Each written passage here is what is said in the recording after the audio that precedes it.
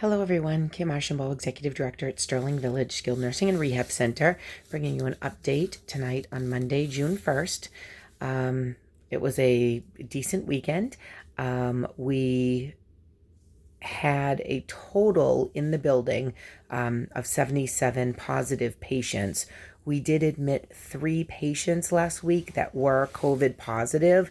I want to say all 3 of them had about a week's worth of isolation already under their belt there, and they wanted to come to our facility for long-term care, so we transferred them.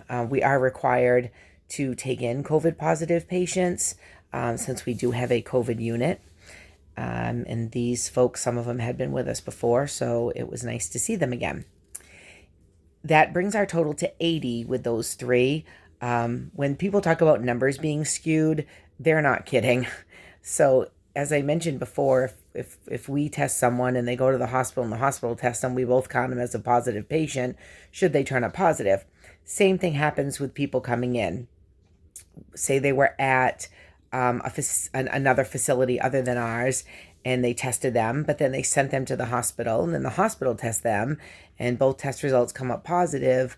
They both put them towards their numbers. Now the person comes to us, and we have to consider them positive. So now one person has been counted 3 times. So I know that the government is doing that way because they don't want to miss anybody. The more information that they get about this virus, the better it is for them to try and figure out how to handle it in the future. Hopefully it doesn't come around again, but that's what they're looking at.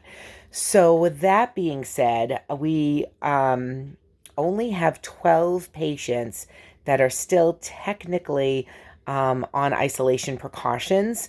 We are not changing anything that we do in the building. People are still asked to stay in their rooms.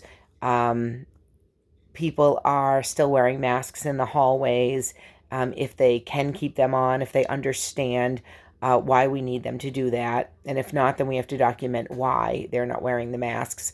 Staff are still in full gear on the isolation unit, which is the Birch unit.